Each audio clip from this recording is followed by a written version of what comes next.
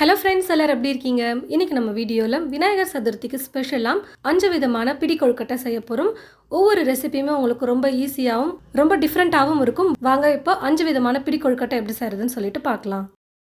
முதல்ல ஒரு பாத்திரம் எடுத்துக்கிட்டு அந்த பாத்திரத்தில் 2 கப் அளவுக்கு பச்சரிசி மாவு சேர்த்துக்கிறேன்.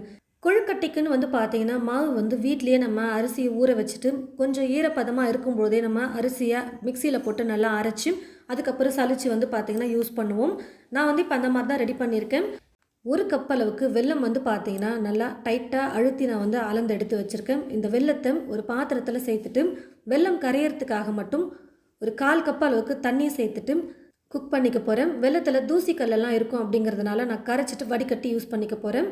வெல்லம் இப்போ நல்லா கரைஞ்சி வந்துருச்சு. இப்போ இந்த பாத்திரத்தை எடுத்துகிட்டு ஸ்டவ் மேலே கடாய் வச்சுட்டு கடாயில் பார்த்தீங்கன்னா கரைச்சி எடுத்து வச்சுருக்கிற அந்த வெல்லத்தை வடிகட்டி சேர்த்துக்கிறேன். கூடவே ஒரு கப் அளவுக்கு தண்ணி சேர்த்துக்கிறேன். 1/2 டீஸ்பூன் ஏலக்காய் தூள் சேர்த்துக்கிறேன்.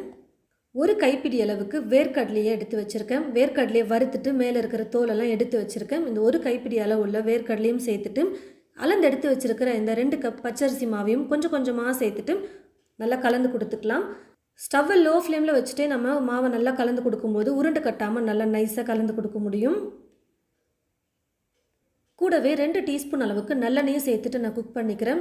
நல்லெண்ணெய் சேர்க்கும் போது மாவு நல்லா ஒட்டாமலும் நல்லா குக் ஆகிட்டு வரும். டேஸ்ட்டும் பார்த்தீங்கன்னா நல்லாயிருக்கும். கைவிடாமல் நல்லா கலந்து கொடுத்துக்கிட்டே இருக்கும்போது உருண்டை கட்டாமல் மாவை நல்லா குக் பண்ணி எடுக்க முடியும்.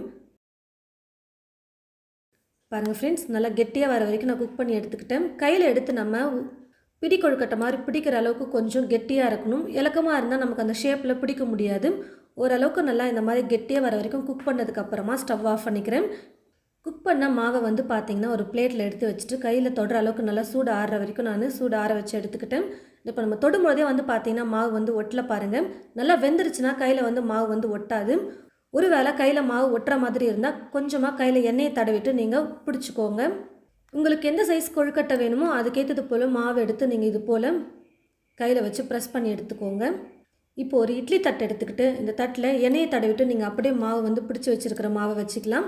அப்படி இல்லைன்னா இது போல் ஒரு காட்டன் துணி எடுத்துக்கிட்டு தண்ணியில் நனைச்சிட்டு தண்ணி இல்லாமல் நல்லா புழிஞ்சிட்டு இட்லி தட்டு மேலே போட்டு இதுக்கு மேலே நம்ம பிடிச்சி வச்சுருக்கிற மாவு வச்சு குக் பண்ணி எடுத்துக்கலாம். உங்களுக்கு எது ஈஸியோ அதை மாதிரி நீங்கள் ட்ரை பண்ணிக்கோங்க. இது போல் கொஞ்சம் கொஞ்சமாக மாவு எடுத்து நான் பார்த்தீங்கன்னா கொழுக்கட்டை பிடிச்சி வச்சுட்டேன்.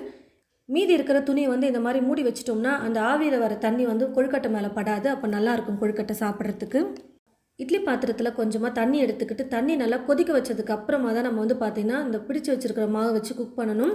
மேலே மூடி போட்டு மூடி வச்சுட்டு குறைஞ்சது 12லேருந்து 15 நிமிஷத்துக்கு பார்த்தீங்கன்னா நான் குக் பண்ணிக்க போகிறேன். நார்மலாக நம்ம பூர்ண கொழுக்கட்டை அப்படின்னா நீங்கள் 10லேருந்து 12 நிமிஷம் குக் பண்ணால் போதும். பிடி கொழுக்கட்டையை பொறுத்த வரைக்கும் குறைஞ்சது ஒரு 12லேருந்து 15 நிமிஷம் நீங்கள் குக் பண்ணிங்கன்னா தான் நல்லா சாஃப்டாக வெந்து வரும். சாப்பிட பூ மாதிரி இருக்கும். பாருங்கள் ஃப்ரெண்ட்ஸ், நான் 15 நிமிஷத்துக்கு நல்லா குக் பண்ணி எடுத்துக்கிட்டேன். கொழுக்கட்டை ரொம்பவே சூப்பராக சாஃப்டாக வெந்து வந்துருச்சு.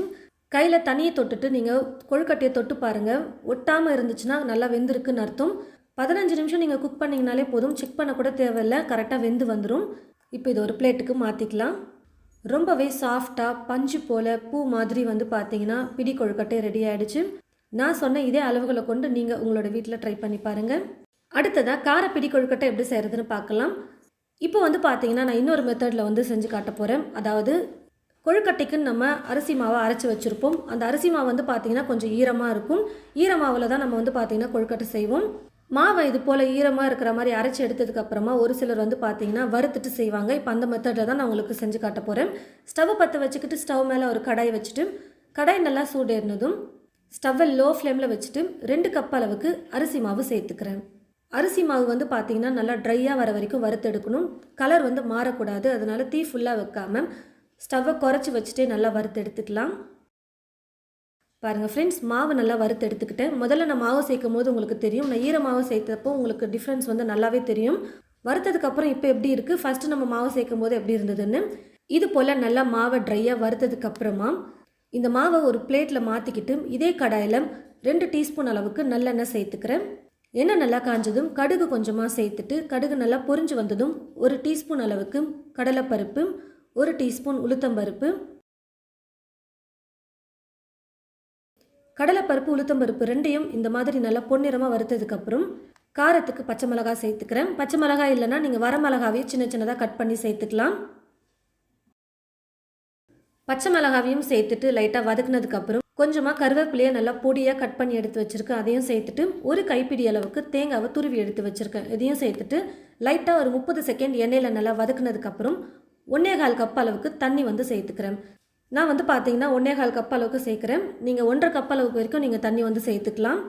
தேவையான அளவுக்கு உப்பு சேர்த்துட்டு நல்லா கலந்து கொடுத்துட்டு தண்ணியை நல்லா கொதிக்க வச்சுக்கிறேன். பாருங்கள் ஃப்ரெண்ட்ஸ், இப்போ தண்ணி நல்லா கொதிக்க ஆரம்பிச்சிருச்சு. இப்போ வந்து ஸ்டவ்வை லோ ஃப்ளேமில் வச்சுட்டு வறுத்து வச்சுருக்கிற அரிசி மாவை வந்து பார்த்திங்கன்னா நான் சலிச்சு எடுத்துக்கிட்டேன். மாவு ஒரு முறை வறுத்துட்டு நல்லா சலிச்சு எடுத்துக்கணும். அதுக்கப்புறமா தான் நம்ம வந்து யூஸ் பண்ணணும். இப்போது இந்த அரிசி மாவை வந்து பார்த்திங்கன்னா கொஞ்சம் கொஞ்சமாக கொட்டி நான் ஸ்டவ்வை லோ ஃப்ளேமில் வச்சுட்டே நல்லா கலந்து கொடுத்துக்க போகிறேன். கொஞ்சம் கூட உருண்டைகளே இல்லாமல் நல்லா நைஸாக இருக்கணும் மாவு. கைவிடாமல் கலந்து கொடுத்துட்டே இருங்க. பாருங்கள் ஃப்ரெண்ட்ஸ், சேர்த்துருந்த தண்ணியெல்லாம் நல்லா ட்ரை ஆகிட்டு இந்த மாதிரி மாவு வந்து பார்த்திங்கன்னா நல்லா உருட்டுற பதத்துக்கு ஒன்றா ஒட்டி வந்து வெந்து வரணும். இது போல் வர வரைக்கும் நல்லா குக் பண்ணதுக்கப்புறம் ஸ்டவ் ஆஃப் பண்ணிவிட்டு நல்லா சூடு ஆற வச்சு எடுத்துக்கிறேன்.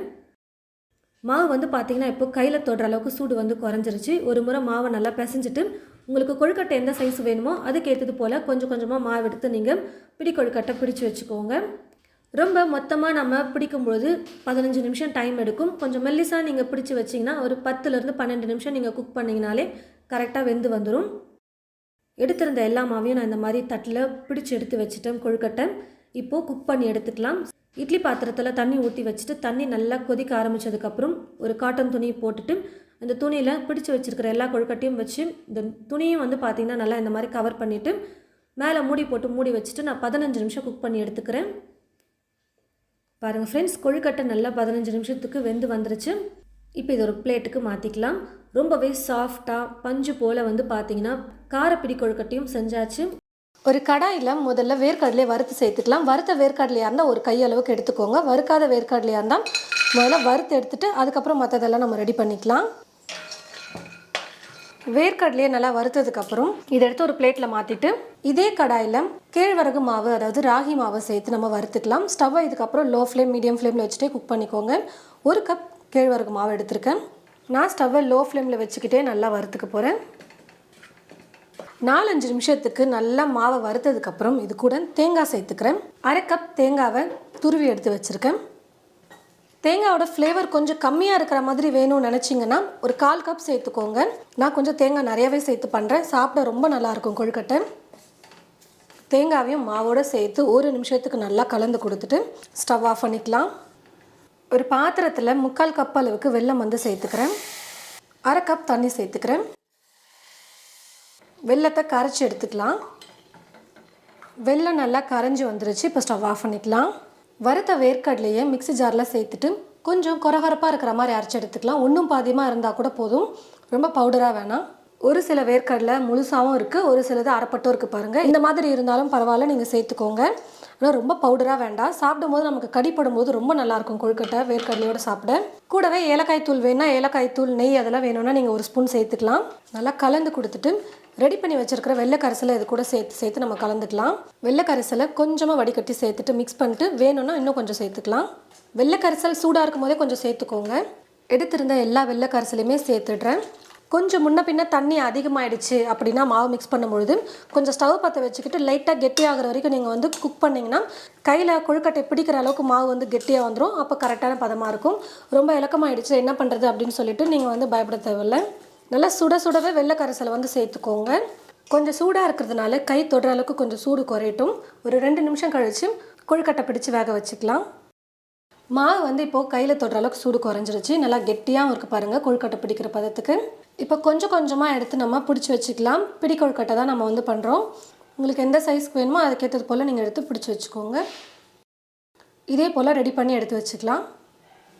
நான் எடுத்திருந்த மாவுக்கு வந்து பார்த்திங்கன்னா 15 கொழுக்கட்டை வந்து இப்போ நான் பிடிச்சி வச்சுருக்கேன். நல்லா இந்த மாதிரி கொஞ்சம் மீடியம் சைஸில் இருக்கிற மாதிரியே வந்து பிடிச்சி எடுத்து வச்சுருக்கேன். இன்னொரு பக்கம் இட்லி பாத்திரத்தில் தண்ணி ஊற்றி வச்சுட்டேன். இட்லி தட்டு வச்சுட்டு இதுக்கு மேலே ஒரு துணி போட்டுக்கலாம். நீங்கள் அப்படியே எண்ணெய் தடவிட்டு வைக்கலாம். ஆனால் நான் எப்போவுமே வந்து பார்த்திங்கன்னா துணி போட்டு தான் வந்து புட்டு கொழுக்கட்டைலாம் வந்து வேக வைப்பேன். தண்ணி நல்லா கொதிக்க ஆரம்பித்ததுக்கப்புறமா நம்ம ரெடி பண்ணியிருக்கிற மாவு எடுத்து வச்சுக்கலாம். இப்போ இதுக்கு மேலே மீதி இருக்கிற இந்த துணியை வந்து போட்டு மூடி வச்சிட்டோம்னா தண்ணி வந்து விழாமல் இருக்கும். கொழுக்கட்டை வந்து வெந்ததுமே எடுத்து சாப்பிட்றதுக்கு ரொம்ப நல்லாயிருக்கும். 10லேருந்து 15 நிமிஷத்துக்கு நல்லா வேக வச்சு எடுத்துக்கலாம். 10லேருந்து 15 நிமிஷத்துக்கு கொழுக்கட்டையை நல்லா வேக வச்சு எடுத்துக்கிட்டேன். நல்லா சூப்பராக வெந்து வந்துருச்சு. கொஞ்சம் லைட்டாக ஒரு நிமிஷம் சூடு ஆறுனதுக்கப்புறமா எடுத்துக்கலாம். ரொம்ப டேஸ்டியாக சாப்பிடவே சுட சுட சூப்பராக இருக்கும். பாருங்கள் எவ்வளோ நல்லா சாஃப்டாக வெந்திருக்கு. மேக்ஸிமம் 15 நிமிஷமே நீங்கள் வந்து குக் பண்ணிக்கலாம். நல்லா வெந்து வந்துடும். சாப்பிட ரொம்ப சூப்பராக இருக்கும்.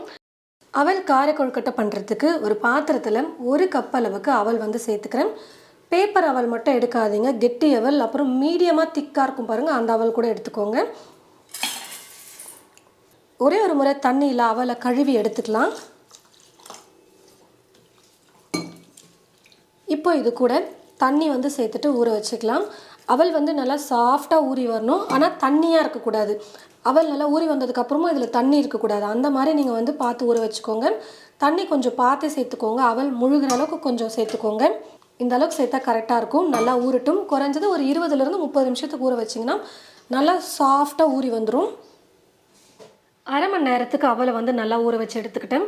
இடையில் ஒரு 10-15 நிமிஷம் அவல் ஊறினதுக்கப்புறமா கொஞ்சம் கலந்து கொடுத்துக்கோங்க. மேலே இருக்கிற அவெல்லாம் அடியில் போகிற மாதிரி கொஞ்சம் கலந்து கொடுத்துட்டு திரும்ப டைட்டாக நீங்கள் அழுத்தி வச்சிட்டிங்கன்னா நல்லா ஊறி வந்துடும். நான் அந்த மாதிரி தான் இப்போ ஊற வச்சு எடுத்து வச்சுருக்கேன். நல்லா சாஃப்டாக ஊறி இருக்கு பாருங்கள். அதே மாதிரி தண்ணியும் கொஞ்சம் கூட இல்லவே இல்லை பாருங்கள். இந்த மாதிரி நீங்கள் பார்த்து நீங்கள் தண்ணி கரெக்டாக நான் சொன்ன மாதிரி ஊற்றி ஊற வச்சு எடுத்துக்கோங்க. இப்போ ஒரு கடாயில் கொஞ்சமாக எண்ணெய் சேர்த்துக்கிறேன். எண்ணெய் நல்லா சூடேறினதும் கடுகு கொஞ்சம் சேர்த்துக்கிறேன். கடுகு நல்லா பொரிஞ்சதும் 1 டீஸ்பூன் கடலைப்பருப்பு, 1 டீஸ்பூன் உளுந்து சேர்த்துக்கிறேன். பருப்பு நல்லா பொன்னிறமாக வறுபட ஆரம்பித்ததும் 1/4 டீஸ்பூன் பெருங்காயத்தூள், கொஞ்சமாக கருவேப்பிலை பொடியாக நறுக்கி வச்சுருக்கேன், அதை சேர்த்துக்கிறேன். பச்சை மிளகாய் வந்து ஆப்ஷனல் தான். வரமிளகாய் கூட சேர்த்துக்கலாம். 2 பச்சை மிளகாவை கட் பண்ணி சேர்த்துக்கிறேன். கூடவே 4 டீஸ்பூன் தேங்காய் துருவல் சேர்த்துக்கிறேன். ஒரு கைப்பிடி அளவுக்கு கூட நீங்கள் எடுத்துக்கோங்க. கொழுக்கட்டைக்கு தேவையான அளவுக்கு உப்பு சேர்த்துக்கலாம். லைட்டாக தேங்காவை சேர்த்துட்டு கலந்து கொடுத்ததுக்கப்புறம் ஊற வச்சு எடுத்து வச்சுருக்கிற அவலை சேர்த்துடுறேன். இப்போ ஸ்டவ் ஆஃப் பண்ணிக்கலாம். நல்லா கலந்து கொடுத்துக்கலாம். எல்லாத்தையும் சேர்த்து நல்லா மிக்ஸ் பண்ணிக்கிட்டேன். நம்ம எடுத்து இப்படி பிடிக்கிறதுக்கு கரெக்டாக இருக்குது பாருங்கள். ரொம்ப இலக்கமாக இருந்துச்சுன்னா இந்த மாதிரி கொழுக்கட்டை பிடிக்க முடியாது. அவலை வந்து ரொம்ப நீங்கள் தண்ணியாக ஊற வச்சிட்டிங்க அப்படின்னா கொழுக்கட்டை பதத்துக்கு பிடிக்க முடியாது. நீங்கள் கரெக்டான பதத்தில் அவல் ஊற வச்சிங்கன்னா கொழுக்கட்டையை பர்ஃபெக்டாக செஞ்சு எடுக்கலாம். அவளோட எல்லாத்தையும் சேர்த்து நல்லா மிக்ஸ் பண்ணதுக்கப்புறமா கொஞ்சம் கொஞ்சமாக எடுத்து பிடி கொழுக்கட்டை மாதிரி பிடிச்சி எடுத்து வச்சுக்கலாம். எல்லாத்தையுமே இந்த மாதிரி பிடிச்சி எடுத்து வச்சுட்டு இப்போ வேக வச்சுக்கலாம். இட்லி பாத்திரத்தில் தண்ணி ஊற்றி வச்சுட்டேன். தண்ணி நல்லா கொதிக்க ஆரம்பித்ததுக்கப்புறமா இந்த மாதிரி ஒரு துணி போட்டுக்கோங்க. ஒரு காட்டன் துணி, வெள்ளை துணி போட்டுட்டு அதுக்கு மேலே நம்ம பிடிச்சி வச்சுருக்கிறத கொழுக்கட்டை எடுத்து வச்சுட்டு வேக வச்சுக்கலாம். தண்ணி வந்து விடாமல் இருக்கும். கொழுக்கட்டை சாப்பிட்றதுக்கு நல்லாயிருக்கும். அதனால் ஒரு துணி போட்டு பண்ணுங்கள். இப்போ மீதி இருக்கிற துணியை ஃபுல்லாக அப்படியே மூடி விட்டுடலாம். மேலே கரெக்டாக 10 நிமிஷம் நம்ம வேக வச்சோம்னாலே போதும். கொழுக்கட்டை ரொம்ப சூப்பராக பூ மாதிரி வந்துடும். 10 நிமிஷத்துக்கு கொழுக்கட்டையை நல்லா வேக வச்சு எடுத்துட்டேன். நல்லா வெந்து வந்துருச்சு. உடனே எடுக்கக்கூடாது. உடனே எடுத்திங்கன்னா உடஞ்சிரும். கொஞ்சம் லைட்டாக சூடு ஆற விட்டுட்டு அதுக்கப்புறமா வந்து அவல் கொழுக்கட்டை எடுங்க. நல்லா கொஞ்சம் லைட்டாக சூடு ஆறினதுக்கப்புறமா நான் எடுத்துக்கிட்டேன். நல்லா சாஃப்டாக சூப்பராக கார கொழுக்கட்டை வந்து ரெடி ஆகிடுச்சு. அதுவும் அவலை வச்சு நம்ம கொழுக்கட்டை இன்றைக்கி பண்ணியிருக்கோம். கோதுமை மாவில் இனிப்பு பிடி கொழுக்கட்டை எப்படி செய்கிறதுன்னு பார்க்கலாம். ஸ்டவ்வை பற்ற வச்சுக்கிட்டு ஸ்டவ் மேலே ஒரு கடாய் வச்சுருக்கேன். கடாய் நல்லா சூடு இருந்ததும் 2 கப் அளவுக்கு கோதுமை மாவு சேர்த்துக்கிறேன். கோதுமை மாவை ஒரு முறை சலிச்சிட்டு சேர்த்துக்கோங்க. 1 நிமிஷத்துக்கு தீ ஃபுல்லாக வச்சுட்டு வறுத்துக்கோங்க. 1 நிமிஷம் நல்லா வறுத்தாச்சு. இப்போ நான் ஸ்டவ்வை லோ ஃப்ளேமில் வச்சுக்கிட்டு ஒரு 5லேருந்து 7 நிமிஷத்துக்கு நல்லா வறுத்துக்கிறேன். கோதுமை மாவோடைய பச்சை மணம் போகணும். அது வரைக்கும் நம்ம நல்லா வறுக்கணும். பாருங்கள் ஃப்ரெண்ட்ஸ், ஒரு 7 நிமிஷத்துக்கு நல்லா நான் வந்து கோதுமை மாவை ஸ்டவ்வை லோ ஃப்ளேமில் வச்சுக்கிட்டு வறுத்துக்கிட்டேன். கோதுமை மாவுடைய பச்சை மணம் ஓரளவுக்கு நல்லா போகிற வரைக்கும் நம்ம வறுத்து எடுத்தோம்னா தான் ஸ்நாக்ஸ் சாப்பிட்றதுக்கு நல்லாயிருக்கும். இப்போ நான் ஸ்டவ் ஆஃப் பண்ணிடுறேன். இப்போ ஒரு பாத்திரம் எடுத்துக்கிட்டு இந்த பாத்திரத்தில் 1 கப் அளவுக்கு வெல்லம் வந்து சேர்த்துக்கிறேன். வெல்லத்தை நல்லா பொடியாக இடித்து எடுத்துகிட்டு சேர்த்துக்கோங்க. கூடவே 2 கப் அளவுக்கு தண்ணி சேர்த்துக்கிறேன். இப்போ ஸ்டவ்வை பற்ற வச்சுக்கிட்டு வெல்லத்தை கரைச்சிக்கலாம். வெல்லத்தில் வந்து பார்த்திங்கன்னா தூசி கல்லெல்லாம் வந்து அதிகமாக இருக்கும். அப்படின்றதுனால எப்போவுமே வெல்லத்தை இந்த மாதிரி கரைச்சிட்டு வடிகட்டி சேர்த்துக்கோங்க. பாருங்கள் ஃப்ரெண்ட்ஸ், வெல்லம் வந்து நல்லா கரைஞ்சி நல்லா கொதித்து வந்ததுக்கப்புறமா இப்போ நம்ம ஸ்டவ் ஆஃப் பண்ணிக்கலாம். இந்த மாதிரி கொஞ்சம் லைட்டாக கொதித்ததுக்கப்புறமா ஸ்டவ் ஆஃப் பண்ணிக்கிட்டால் கரெக்டாக இருக்கும். 1 ஸ்பூன் அளவுக்கு நெய் வந்து சேர்த்துக்கிறேன். நெய் வந்து ஆப்ஷனல் தான், வேணான்னா நீங்கள் ஸ்கிப் பண்ணிக்கலாம். நெய் உருகுனதுக்கப்புறமா தேங்காவை நான் வந்து துருவி எடுத்து வச்சுருக்கேன். 1/4 கப் அளவுக்கு தேங்காய் துருவல் சேர்த்துக்கோங்க. 1 கைப்பிடி அளவுக்கு வறுத்த வேர்க்கடலையை உடச்சி எடுத்து வச்சுருக்கேன் பாருங்கள், 2 இந்த வேர்க்கடலையும் சேர்த்துக்கிறேன். தேங்காவை லைட்டாக 1 நிமிஷத்துக்கு நெய்யில் நல்லா வதக்கிக்கலாம். நெய் உங்களுக்கு பிடிக்கல அப்படின்னா நீங்கள் தேங்காவை தண்ணியிலே சேர்த்துக்கோங்க. வெள்ளை கரைசல் சேர்ப்போம் பார்த்தீங்களா, அப்போவே நீங்கள் வந்து சேர்த்துக்கோங்க. தேங்காய் வேர்க்கடலை 2யும் தண்ணியோடு சேர்த்து மாவை கொட்டி கலந்துக்கிட்டால் போதும். பாருங்கள் ஃப்ரெண்ட்ஸ், தேங்காவும் சேர்த்து 1 நிமிஷம் நல்லா நெய்யில் வதக்கிட்டேன். இப்போ இது கூட வெள்ளை கரைசலை நம்ம கரைச்சி வச்சோம் பார்த்தீங்களா, அதை வடிகட்டி எடுத்து வச்சுருக்கிறேன். இப்போ இந்த வெள்ளை கரைசலை சேர்த்துக்கிறேன். மொத்தமாக கரைச்சி எடுத்துருக்கிற வெள்ளை கரைசல் வந்து பார்த்தீங்கன்னா ஒரு 2.5 கப்லேருந்து 2.25 கப் அளவுக்கு வந்திருக்கு. நீங்கள் வெள்ளத்தை 1 கப் அளவுக்கு சேர்த்துட்டு தண்ணி 2 கப் அளவுக்கு சேர்த்திங்கன்னா போதும், கரெக்டாக இருக்கும். எக்ஸ்ட்ரா வந்து தண்ணியெல்லாம் சேர்க்க வேணாம். ஸ்டவ்வை ஃபுல்லாக வச்சுட்டு நல்லா கொதிக்க வச்சுக்க போகிறேன். இப்போது பாருங்கள் ஃப்ரெண்ட்ஸ், தண்ணி நல்லா இந்த மாதிரி கொதிக்க ஆரம்பித்ததுக்கப்புறமா ஒரு 1/4 ஸ்பூன் அளவுக்கு ஏலக்காய் தூள் சேர்த்துக்கிறேன். ஸ்டவ்வை இப்போ லோ ஃப்ளேமில் வச்சுட்டு வறுத்து எடுத்து வச்சுருக்கோம் பார்த்தீங்களா கோதுமை மாவு, இந்த கோதுமை மாவை கொஞ்சம் கொஞ்சமாக கொட்டி நம்ம உருண்டை இல்லாமல் கலந்து கொடுக்கணும். நல்லா கரண்டியை வச்சு கை விடாமல் கலந்து கொடுத்துக்கிட்டே இருக்கலாம். சேர்த்துருந்த தண்ணி ஃபுல்லாகவே நல்லா ட்ரை ஆகிடுச்சு பாருங்கள். மாவோடு சேர்ந்து நல்லா கெட்டியான பதத்துக்கு வந்திருக்கு. இன்னும் கொஞ்சம் லைட்டாக நம்ம கலந்து கொடுத்துக்கிட்டோம்னா இன்னும் நல்லா கெட்டியாக வந்துடும். அப்போ நமக்கு பிடி கொழுக்கட்டை கரெக்டாக பிடிக்கிறதுக்கு கரெக்டாக இருக்கும். ரொம்ப இலக்கமாக இருந்துச்சுன்னா நம்மளால் பிடிக்கவே முடியாது. மாவு இலகிட்டே போயிட்டுருக்கும். அதனால் இன்னும் கொஞ்சம் லைட்டாக கெட்டியாக வர வரைக்கும் நம்ம குக் பண்ணிக்கலாம். இப்போ வந்து பார்த்திங்கன்னா நல்லா கெட்டியாகிட்டு வந்திருக்கும். உங்களுக்கு பார்த்தாலே தெரியும் வீடியோவில் எந்த அளவுக்கு நல்லா கெட்டியாக இருக்குன்னு. இப்போ நான் ஸ்டவ் ஆஃப் பண்ணிவிட்டு இந்த மாவை அப்படியே எடுத்து ஒரு பிளேட்டுக்கு மாற்றிக்கிறேன். கையில் தொடுற அளவுக்கு நல்லா சூடு குறையணும். நல்லா சூடு ஆற வச்சுக்க போகிறேன். பாருங்கள் ஃப்ரெண்ட்ஸ், கையில் தொடுற அளவுக்கு சூடு வந்து நல்லா ஆறிடுச்சு. ஒரு முறை கையில் நல்லா மாவு பிசைஞ்சு கொடுத்துக்கிட்டு நம்ம இப்போது பிடி கொழுக்கட்டை பிடிச்சி எடுத்துக்கலாம். இந்த தட்டு இதுக்கு மேலே ஃபுல்லாகவே நான் வந்து எண்ணெயை தடவிக்கிறேன். இதுக்கு மேலெல்லாம் நம்ம கொழுக்கட்டையை வச்சுக்கிட்டோம்னா நிறைய வைக்க முடியும். இப்போ மாவை கொஞ்சம் கொஞ்சமாக எடுத்து நம்ம பிடி கொழுக்கட்டை பிடிச்சி எடுத்துக்கலாம். ஒருவேளை கையில் உங்களுக்கு மாவு ஒட்டுச்சுன்னா லைட்டாக எண்ணெயை வந்து தடவிக்கோங்க. எந்த சைஸுக்கு வேணுமோ அந்த சைஸுக்கு நீங்கள் நல்லா விரிசல் இல்லாமல் நல்லா அப்படி நைஸாக அப்படி உருண்டை பண்ணிவிட்டு அப்புறமா பிடிச்சிக்கோங்க. நல்லா இந்த மாதிரி விரல் வந்து படியணும். இந்த மாதிரி பிடிச்சி இப்படி இட்லி தட்டில் வச்சுக்கலாம். பாருங்கள் ஃப்ரெண்ட்ஸ், மாவு வந்து இந்த மாதிரி நம்ம பிடி கொழுக்கட்டையை பிடிச்சி எடுத்து வச்சாச்சு இட்லி தட்டில். இப்போ ஒரு பக்கம் இட்லி பாத்திரத்தில் தண்ணி வேறு நல்லா கொதிச்சிட்ருக்கு. இப்போ இந்த பாத்திரத்தில் நம்ம ரெடி பண்ணி வச்சுருக்கிற இந்த தட்டை எடுத்து வச்சிடலாம். இப்போ மூடியை போட்டு நான் மூடி வச்சிடுறேன். ஒரு 10லேருந்து 15 நிமிஷத்துக்கு நல்லா வேகட்டும். குறைஞ்சது ஒரு 15 நிமிஷமாவது நம்ம வேக வச்சுக்கலாம். அப்போ நல்லா கொழுக்கட்டை வெந்து வந்துடும். பாருங்கள் ஃப்ரெண்ட்ஸ், கொழுக்கட்டை வந்து நல்லா வெந்து வந்துருச்சு. நான் வந்து பார்த்தீங்கன்னா ஒரு 12 நிமிஷம் தான் குக் பண்ணேன். அதுக்கே நல்லா வெந்து வந்துருச்சு. நீங்கள் ஒரு 10லேருந்து 15 நிமிஷத்துக்குள்ளே செக் பண்ணி பாருங்கள், வெந்திருக்கா இல்லையான்னு தெரிஞ்சிடும். கொஞ்சம் லைட்டாக தண்ணியை லைட்டாக தொட்டுட்டு நீங்கள் இப்படி தொட்டிங்கன்னா ஒட்டாமல் வரணும் கொழுக்கட்டை. அப்போ தான் வந்து வெந்திருக்குன்னு அர்த்தம். இப்போ பார்த்தீங்கன்னா ஒட்டலை, நல்லா வெந்து வந்துருச்சு. ஒரு 10லேருந்து 15 நிமிஷம் குக் பண்ணுங்க. இப்போ நான் ஸ்டவ் ஆஃப் பண்ணிடுறேன். கொழுக்கட்டை எடுத்து நம்ம ஒரு பிளேட்டில் எடுத்து வச்சுக்கலாம். பாருங்கள் ஃப்ரெண்ட்ஸ், கோதுமை மாவு கொழுக்கட்டை நம்ம ரெடி பண்ணியாச்சு. நல்லா சாஃப்டாக சூப்பராக வந்திருக்கு. உள்ளே வந்து நம்ம வேர்க்கடலை தேங்காயெல்லாம் போட்டிருக்கிறதுனால சாப்பிடவே அவ்வளோ நல்லா டேஸ்டியாக இருக்கும். வரக்கூடிய விநாயகர் சதுர்த்திக்கு இது போல் 5 விதமான கொழுக்கட்டையில் உங்களுக்கு எது பிடிச்சிருக்கோ, எது ஈஸியாக இருக்கோ அந்த மாதிரி ரெசிபியை ட்ரை பண்ணி பார்த்துட்டு எப்படி இருந்ததுன்னு சொல்லிட்டு மறக்காம கமெண்ட் பாக்ஸில் வந்து கமெண்ட் பண்ணுங்கள். இந்த வீடியோவை மற்றவங்களுக்கும் ஷேர் பண்ணுங்கள். இது போல் நிறைய ரெசிபிஸ் பார்க்க தமிழ் ஃபுட் மசாலா சேனலை மறக்காமல் சப்ஸ்கிரைப் பண்ணிக்கோங்க. தேங்க்யூ.